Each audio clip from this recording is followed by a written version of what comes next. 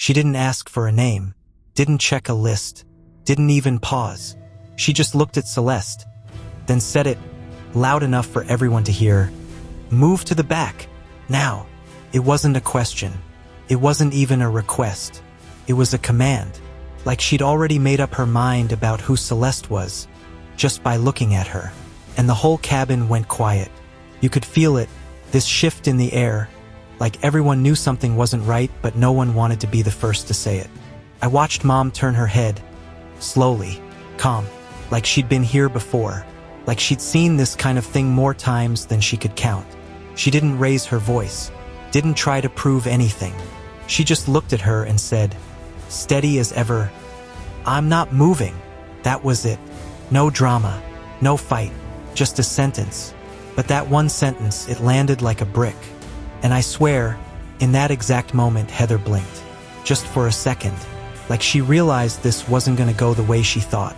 Like maybe she just crossed a line she didn't even know was there.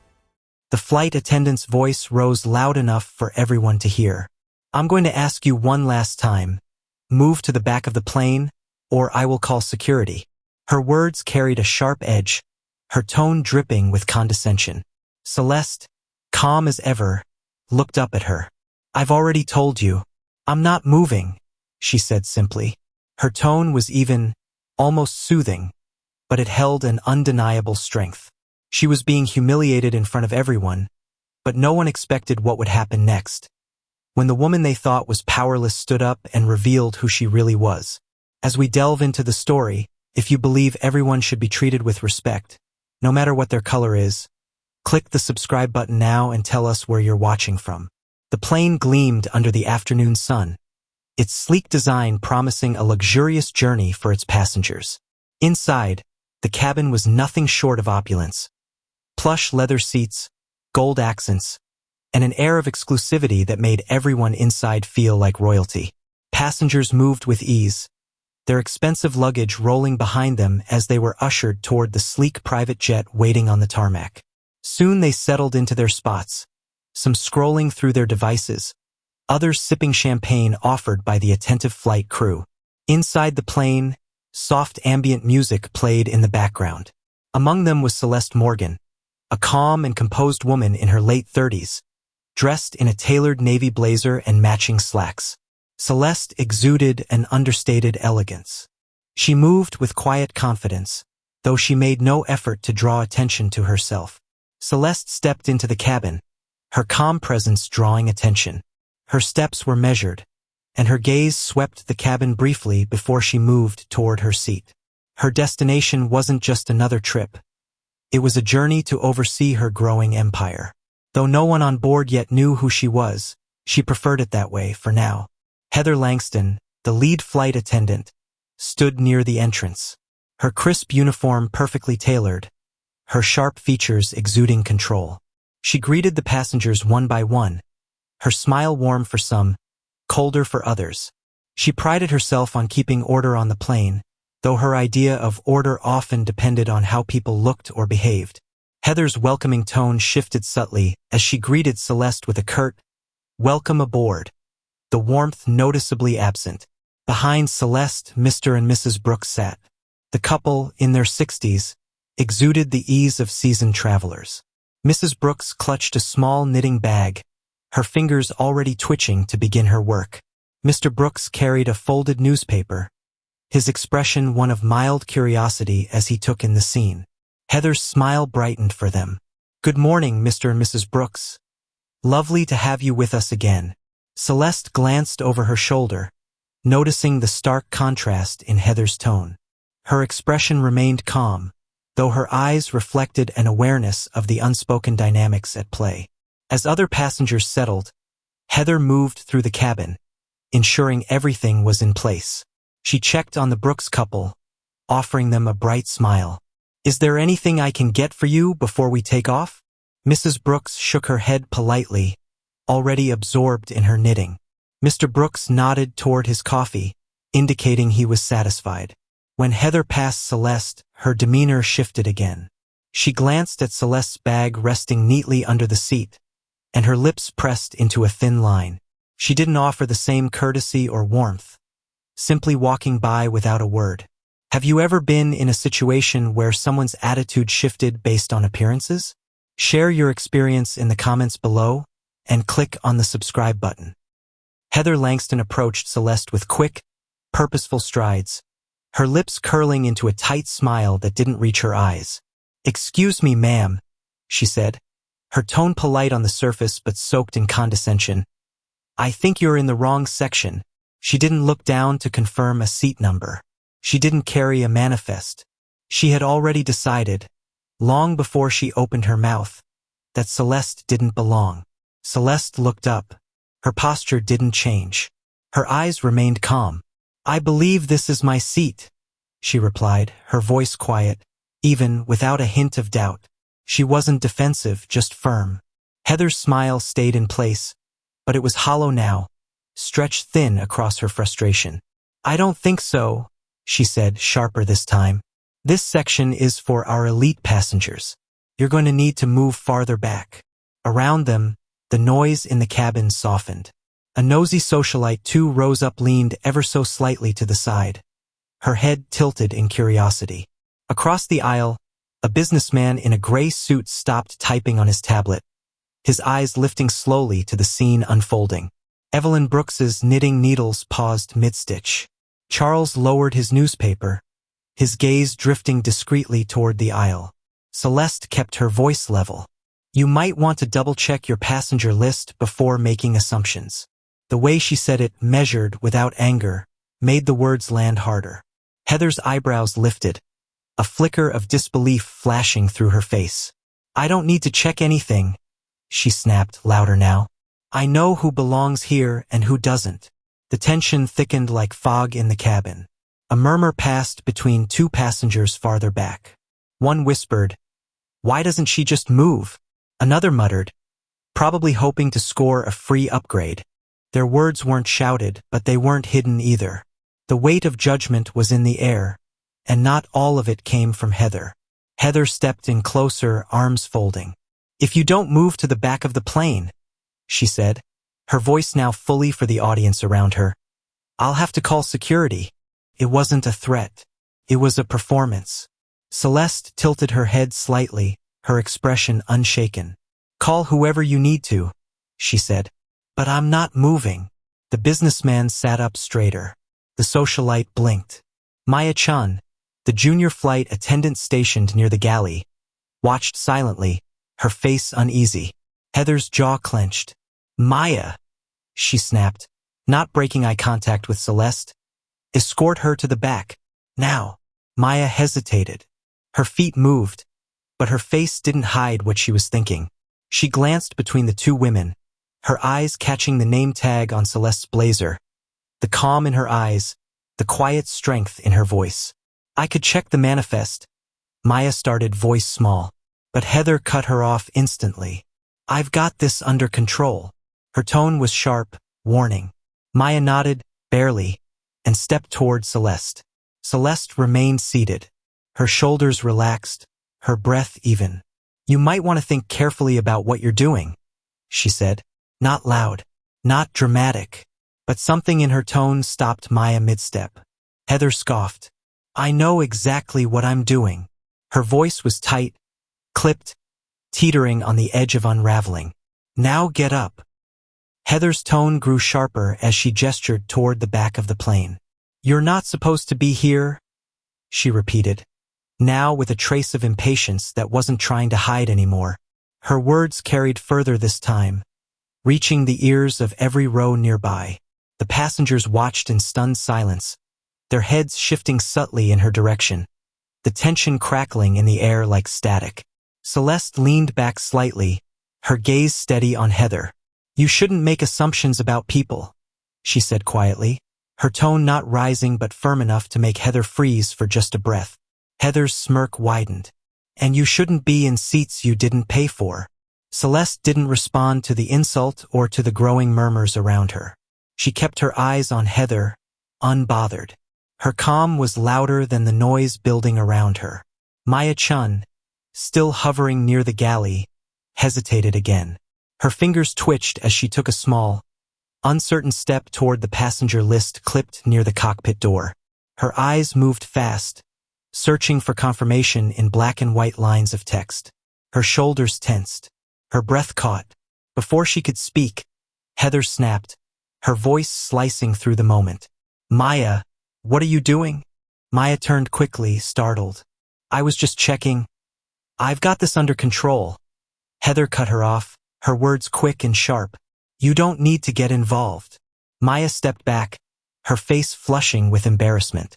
She bit her lip, torn between what she knew was right and the fear tightening in her chest. Across the aisle, the businessman in the gray suit leaned forward, elbows on knees, his voice low and calm. "Excuse me," he said to Celeste. "Is everything all right?" Celeste turned to him, and for the first time that day, her expression softened. "I'm fine. Thank you," she replied, her voice steady, but there was a quiet gratitude behind it. Before he could continue, Heather stepped in again, her presence abrupt. "Sir, I'd appreciate it if you didn't encourage the disturbance," she said, then pivoted sharply back to Celeste. Her finger rose as she pointed. "You're causing a scene." The businessman didn't move.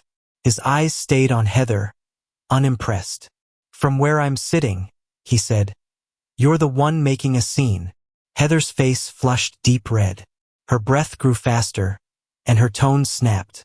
"I've had enough of this.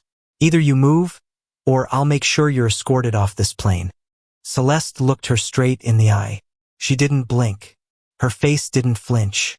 Her voice didn't rise. "You can try," she said softly, each word clear but quiet, like a door closing in someone's face without slamming. Heather's frustration boiled over. Her voice shook as she leaned closer to Celeste, her movements jerky, unsteady. "Why don't you just admit you're in the wrong seat and stop wasting everyone's time?" Celeste didn't move, didn't flinch. Her silence was deliberate. Her calm was complete. And somehow that was what made it worse for Heather. Heather moved briskly down the aisle, her polished shoes clicking softly on the carpet. She carried a tray of sparkling water, her demeanor professional, but her expression tight with irritation. Celeste sat quietly in her seat, her attention focused on the book in her hands. Passengers chatted softly, the atmosphere calm, until Heather's subtle hostility began to surface again. It was in the way she skipped over Celeste with her eyes, in the way she pretended not to see the hand slightly raised. There was no disruption, no call for help, just quiet neglect. And yet, that was loud enough for anyone paying attention. Celeste had been waiting patiently for a drink, watching as Heather served Mr. and Mrs. Brooks first, then moved to others in the back. Heather, however, made no effort to acknowledge her. The tray was nearly empty when Celeste finally spoke, her tone gentle. "Excuse me, could I have some water, please?" Heather paused, glancing at Celeste with a dismissive look. "I'll get to you when I can," she said curtly, walking past without another word. Celeste's calm gaze followed Heather's retreating figure, but she remained silent. Minutes passed. Celeste shifted in her seat, adjusting the hem of her blazer, trying to find a more comfortable position.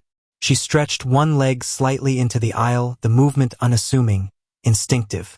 Heather returned, tray in hand, her sharp eyes catching the small adjustment. Instead of asking Celeste to move her leg, Heather deliberately changed her path. Her steps stiffened, her jaw clenched. In an instant, Heather's foot struck Celeste's leg. The tray tilted, and the glasses of water tumbled forward, splashing onto Celeste's lap and the floor. Heather gasped theatrically. "Watch where you're putting your legs. You've caused a mess," she snapped. Her tone was loud enough for several rows to hear. A few heads turned. A small gasp rippled from somewhere in the back. Celeste looked up, startled but composed. She brushed the water from her trousers with measured motions, her face unreadable. "But you walked into my leg," she said. Her voice was even, her gaze unwavering. "I've only asked to be treated with the same respect as everyone else," she said. "And if that's too much to ask, then maybe you're the one who doesn't belong here." The words hung in the air, a quiet yet powerful rebuke. Heather's face flushed with anger. She stepped closer, her frustration boiling over. Her grip on the tray tightened. Her movements lost their polish. She leaned forward, face just inches from Celeste's. "You think you can talk to me like that?" she hissed. And then, in a shocking moment, unable to contain herself, Heather raised her hand and slapped Celeste across the face. The sound echoed through the cabin like a thunderclap. Gasps rippled through the passengers. The businessman stood halfway up, his face a mix of disbelief and anger. Maya's hands flew to her mouth, her eyes wide with horror. Even the nosy socialite appeared taken aback, her previous smirk replaced by a look of unease. Celeste slowly straightened, her hand resting calmly in her lap. Her posture remained controlled. She didn't touch her cheek. She didn't retaliate. Her expression was composed, her gaze steady as she looked up at Heather. The cabin was silent. The tension, sharp and heavy, gripped the air like static before a storm. "You just made the worst mistake of your life," Celeste said quietly. Her voice didn't rise, but it cut through the air like a blade. Celeste looked up at Heather, her voice steady and composed. "I've been patient with you, but your behavior has crossed the line," she said, each word deliberate and controlled. Heather's expression darkened. Her jaw tightened, and her arms folded across her chest like a shield. "Crossed the line?" she snapped, her voice rising. "You're the one who's been disruptive since you got on this plane." Celeste didn't flinch. She didn't touch her face. Instead, she slowly straightened, meeting Heather's glare with a stillness that said more than shouting ever could. "You'll regret that," Celeste said softly. The tone was calm, but it filled the space between them like pressure building in a sealed room. Heather scoffed. "Regret it? What are you going to do? Call the police?" Celeste didn't respond. She didn't need to. Around them, something in the air had shifted. The cabin had fallen quiet. Even the whisperers had stopped. People were watching now, waiting. From her station near the galley, Maya-chan had been observing everything, her discomfort growing with every passing second. Her hands fidgeted at her sides. She looked at Celeste, then Heather, then toward the cockpit. A decision formed. Quietly, she stepped aside and pulled out her phone. "It's Maya," she whispered. "We have a situation." She returned to her post, her shoulders tenser than before. Heather remained where she was, but her grip on authority was slipping. Celeste, still seated, was composed, her quiet strength now radiating outward. Passengers glanced between them, unsure of what would happen next. One leaned toward Celeste, whispering, "Are you okay?" Celeste gave a slight nod, her voice low. "I'm fine." The hum of the engines was the only sound that followed. The tension hadn't left. It had simply condensed. Celeste looked at Heather. "All you had to do was treat me with respect," she said. "But you didn't. You saw someone who didn't fit your expectations, and you assumed the worst." Heather leaned forward slightly, sarcasm creeping in. "Respect? People like you don't get to demand respect." The words were quiet, but the silence around them made them louder than a shout. Several passengers stiffened. Someone let out a low gasp. Celeste didn't raise her voice. "You shouldn't have said that." Her words landed heavy and final. Heather's arms crossed again, but less certain now. "I've been more than patient with you," she muttered. "Maybe now you'll understand that actions have consequences." Celeste's gaze didn't move. "You're right," she said. "Actions do have consequences. And you're about to find out just how real they are." Heather blinked. Just once. Something cracked behind her stare, but she covered it quickly with a smirk. "I'm not afraid of your empty threats," she said, waving a hand like she was swatting at something beneath her. "You're the one who's going to regret this." She turned away, trying to walk off the moment, but the cabin wasn't with her anymore. Not after that. The passengers saw it. The shift, the weight, the moment Celeste didn't need to stand up to take control. The businessman narrowed his eyes. The socialite looked down. Maya looked like she'd stopped breathing. Heather turned slowly, scanning the room for someone who might nod at her, reassure her, back her up, but there was no one. Even the people who had once whispered in her favor were still. Celeste remained seated, one leg crossed calmly over the other. She didn't gloat. She didn't speak. She just looked at Heather, and that silence did all the speaking. Celeste's words echoed through Heather's mind.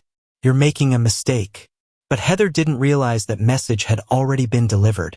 What looked like silence was strategy, and it was already working.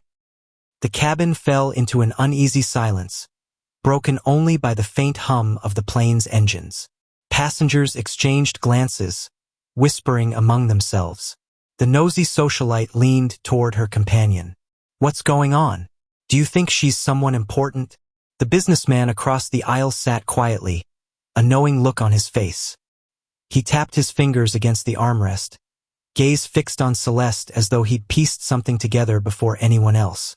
Minutes later, footsteps approached from the front of the cabin. The cockpit door opened, and the pilot stepped out. His face was pale, his expression tight. He scanned the cabin, then walked directly toward Heather. Heather turned, still irritated. "What's going on?" she asked, arms folded. The pilot stopped in front of her, voice clipped and formal. "You need to step aside. Now." Heather frowned, confused. "Excuse me? I'm handling this." The pilot's eyes flicked toward Celeste. "I just received a call from management. The owner of this plane is on board." He nodded. "Miss Morgan here." Gasps erupted across the cabin.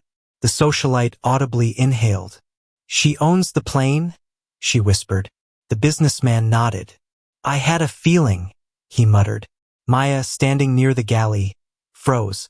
Her face shifted from tension to visible relief. Celeste wasn't just another passenger. She was the one in charge. Heather stared at the pilot, color draining from her face. That can't be true," she stammered. "There must be some mistake." But the mistake had already been made, and it was hers. The cabin went quiet again, this time for a different reason. The slap, the silence, the shift. Everyone remembered it now. Judgment wasn't whispered anymore. It was visible. Then the captain's voice came over the intercom. "Ladies and gentlemen, we will be making an unscheduled landing. Please remain seated and prepare for descent." Murmurs swept through the cabin. The businessman leaned toward Celeste. "Why are we landing?" Celeste didn't answer. Her expression remained serene but unreadable. Heather's eyes darted forward. Her confidence was cracking. The jet touched down smoothly. Outside, a black SUV pulled up to the tarmac. Two sharply dressed assistants stepped out, climbed the stairs, and entered the cabin. Eyes only for one person. "Miss Morgan," one said warmly, "everything is ready for your review." Gasps rippled again. Heather didn't move. "Miss Morgan," she repeated, as if hearing it for the first time. The assistants ignored her. Their focus stayed on Celeste. "Do you need anything before we proceed?" one asked. Celeste stood slowly, movements measured. She adjusted her blazer. Her presence now filled the cabin. All eyes were on her. "I'm Celeste Morgan," she said, voice level. "I'm the owner of this plane, and I'm also the owner of Astralease One." Heather's mouth opened, but nothing came out. The confident, condescending flight attendant was now a pale shadow. Her voice, gone. Celeste faced her fully. "Your behavior today has been disgraceful," she said. "You humiliated yourself. You mistreated a passenger. You tarnished the reputation of this airline." Heather stammered. I didn't know." Celeste raised a hand. "You didn't know because you didn't care to find out. You acted on assumptions. You escalated what could have been solved with basic decency." Passengers began nodding. The businessman crossed his arms. The socialite looked away. Mr. Brooks folded his newspaper. "Well said," he muttered. Celeste stepped forward. "There's no mistake here, Heather.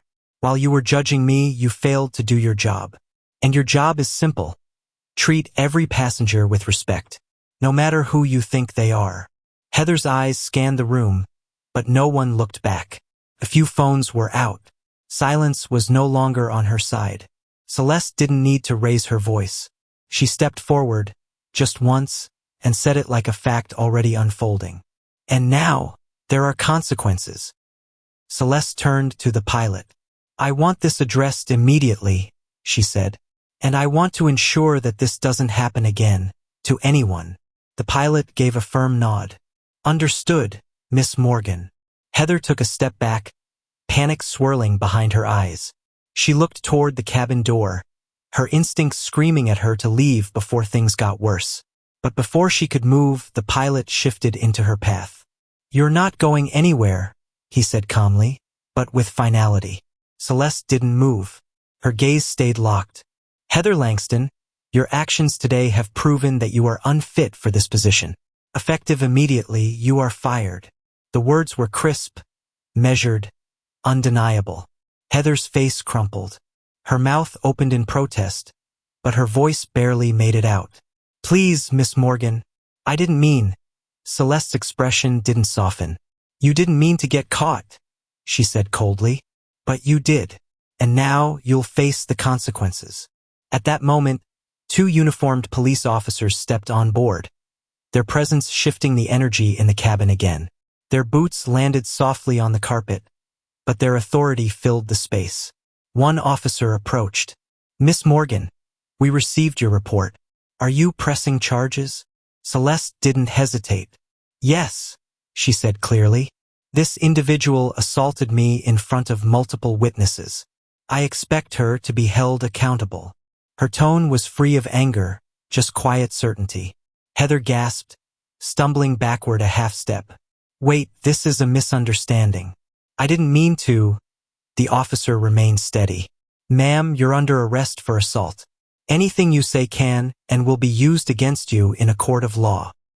He retrieved a pair of handcuffs as the second officer gently guided passengers to stay seated. The sound of the cuffs clicking into place sent a chill through the cabin. Heather's hands were secured behind her back, her shoulders trembling. Please, Miss Morgan. I'm sorry, she sobbed. I really am. Celeste remained composed. Your apology means nothing without accountability. You made your choices. Now you'll face the consequences. As Heather was led down the aisle, eyes followed her, not with pity, but with quiet judgment. The same mouths that had once whispered behind Celeste's back were now still. Celeste stood where she was for a moment longer, then turned back to the cabin. Her voice didn't rise, but it carried. To everyone here, I apologize for what you had to witness today. This is not the standard of service I expect on my planes. Moving forward, I will make sure that every passenger is treated with dignity and respect. The cabin erupted into applause. Not the kind meant to flatter, but something truer. Some passengers clapped firmly, others gave solemn nods. Mr. Brooks gave a small cheer. Mrs. Brooks set aside her knitting and joined in with a proud smile. A row behind, a teenager tapped his father's arm and whispered something that made them both nod. Celeste turned to Maya. Maya, she said gently, I noticed your professionalism today. Thank you for stepping up when it mattered. You'll be hearing from my office about a promotion. Maya blinked, stunned. Her eyes welled slightly as she nodded. Thank you, Miss Morgan. With that, Celeste gathered her things and made her way to the door. Her assistants followed quietly behind. As she stepped down the stairs onto the tarmac, the wind caught the hem of her blazer. The driver opened the SUV door without a word. She paused briefly, her eyes scanning the horizon, as if clearing something deeper than the day. Later, in a quiet, polished studio, Celeste sat across from a national news anchor. Cameras were rolling. The interviewer leaned forward, visibly engaged. Miss Morgan, your story has sparked a global conversation. What message do you hope people take away from what happened? Celeste's voice didn't change. It was the same steady calm from that day. Respect is a right, not a privilege, she said. Everyone deserves dignity, no matter their appearance, their background, or what others assume. True leadership starts with how we treat people when no one's watching. The interviewer nodded slowly. And what would you say to people who don't have your platform but face moments like that every day? Celeste's answer came without pause. I'd say, know your worth. You don't have to shout to be heard. You don't need power to be proud. And you don't owe anyone your silence when you're being diminished. Weeks later, she boarded another flight. This time, the crew greeted her not just warmly, but sincerely. There were no exaggerated smiles, just authentic respect. The lead flight attendant stood at the entrance. "Welcome aboard, Miss Morgan. It's an honor." Celeste returned the smile. Her seat was ready. The cabin quiet but different. Not cautious, just respectful. As the jet lifted into the sky, she looked out the window. The clouds moved past slowly, sunlight soft on the wing. In the faint reflection of the glass, she saw herself calm, unbothered. This hadn't just been about a flight attendant or a misunderstanding. It was about a lesson, and that lesson would travel farther than this plane ever could. She exhaled, her lips lifting slightly, not out of victory but knowing. This wasn't the end. It was a beginning,